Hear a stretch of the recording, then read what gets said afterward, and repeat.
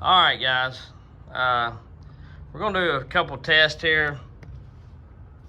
We got a little time this afternoon, and I want to run this 592 against the STIHLs and just shake them up. You know, I run the 572 against it, and all that, 562 and everything. So I want to do that, and I'm gonna do some other testing too. I've got the rescue chain on one of my Farmer Tech saw, so I want to cut a piece of wood with it and then try to cut maybe just a little metal, something thin possibly, and I want to see how it does. First off, we'll do I guess we'll do the 592. I ain't ran this saw in a while, and you know, it's fairly heavy, but it's just not absurd. But it just ain't as, it's not as light as the 500 and 400 by no means. So I'll try to do 3 cuts. It's got square ground chain on it, all on square ground by my Simonton grinder with the raker set on the high setting. I've had some videos out and it's got a lot of attention, and there's silly people that don't know my style of cutting really, and don't realize that I've got, you know, typically I cut hardwood, and just so happened I went over and cut some spruce. It was a factory square ground chain. The rakers are a little high for me on that, even in hardwood, but the rakers was high, but it cut good. The chain didn't stall out. But anytime you go on your diagonal cut, it's going to throw finer sawdust, you know, because you're cutting different on the grain of it. But anyway, most everybody that cuts knows that. I don't have to explain it, so whatever. I ain't pressed the decomp. The 592s and the 572s are extremely easy to start.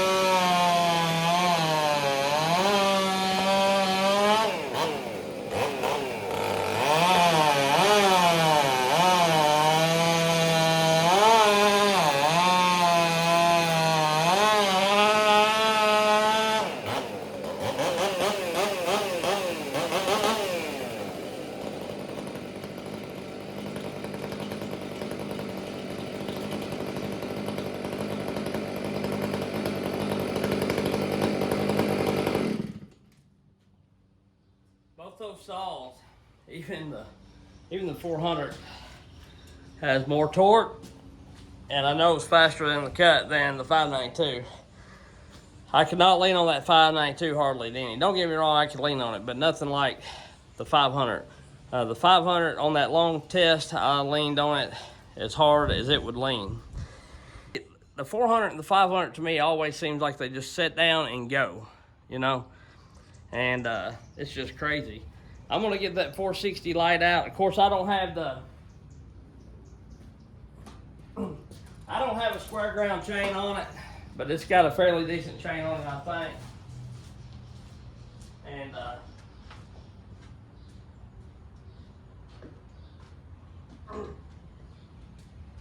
I won't run it.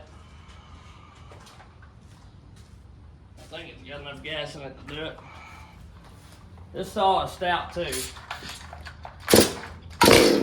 It is a decomp saw for sure.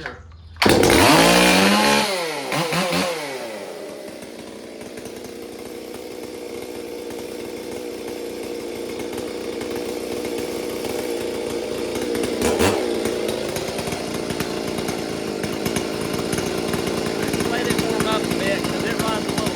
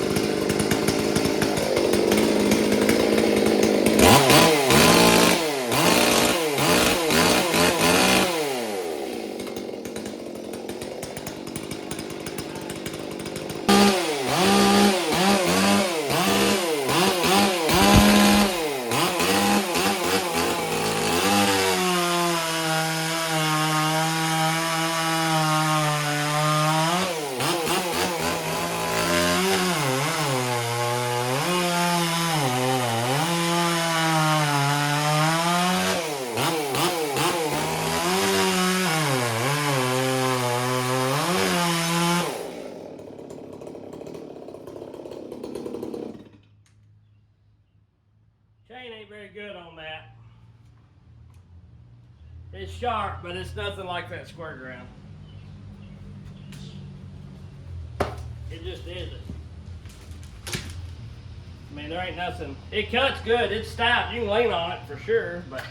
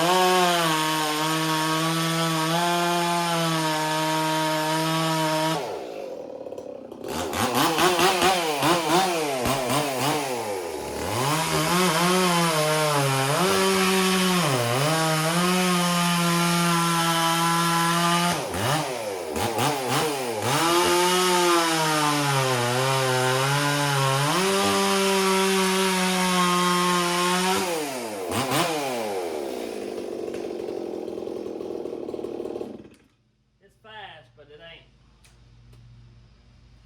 The chain on it's what's holding it back for sure. But it's a good runner.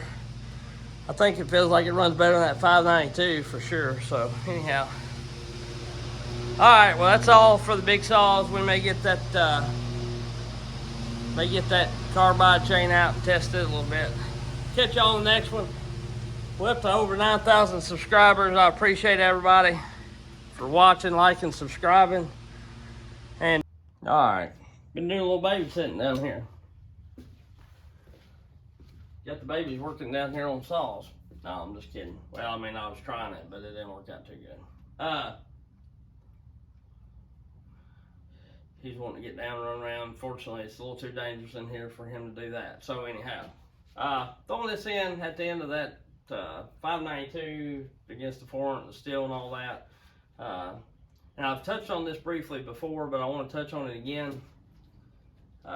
You can be mad about the times or whatever. I haven't even timed them yet. I'm still making videos while I get a chance. I'm trying to make as many as I can.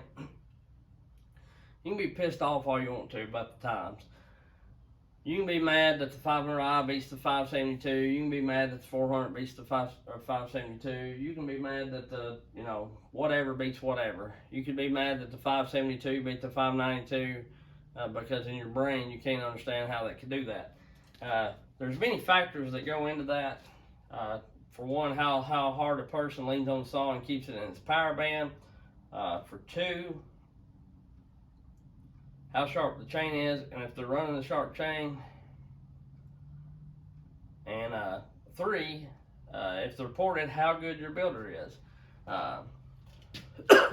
And I run all the same chain as, well, they're all ground on this here grinder. The rakers are set at the same depth. The only difference might be the tooth size. One chain may be a little newer than the other, but the best I can remember, they're all fairly close in the tooth size, so that's not gonna vary it much. And another thing is, I try to do 3 cuts, one showing the RPM of the saw. If you got a chain that bites, putting it on a light load. The second cut, me pushing down fairly hard, trying to keep it in its power band and pushing on hard enough it don't bog out, don't bog completely down. And 3 of it on its dog just as quick as I can go. So, and sometimes I push a little hard, like on that one cut video before on the 572, 500, I was pushing pretty hard on them. You could tell the motor wasn't revving up, but that shows the torque. I mean, them things with me pushing on, set down and cut, and still was not bad off, too far behind some of the other ones in the cut. So that shows that they have more torque.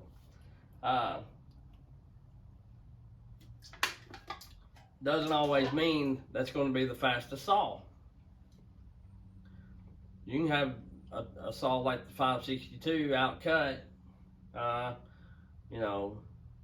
592 in 10-inch wood, because it's probably going, or the 550 rather, it's going to turn more RPMs, and if it ain't got time to get under load, then it don't showcase the 592's torque. But vice versa, you put a 3-foot bar on there, and the 592 is going to walk off and leave it. So the fastest saw don't always mean that's the saw you need, or that's the best saw for the job, or that's the best saw regardless. Starting them back, reliability and all that kind of stuff plays a major factor. And I just started all these saws. It's been, well, it's been a minute. We can go through and start them again, but I started them in the last video. They've been sitting there a while, and you know, by this time they've probably been sitting an hour and only got started. We'll see how they start. Maybe not an hour, maybe 45 minutes. As usual, just like love. And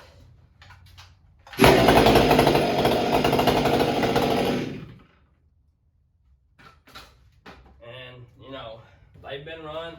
No, did I run a whole tank through them, run them hard and all, but I did make several cuts, and they did idle for a long while. They got up to temperature fairly good, you know. So anyway, the engine's still halfway warm filling, you know. It ain't like that. So anyway, there's just some videos, and there's me some chit-chatting. So I'm pretty impressed with all my saws. Like I say, I can't wait to get that 462 down there, and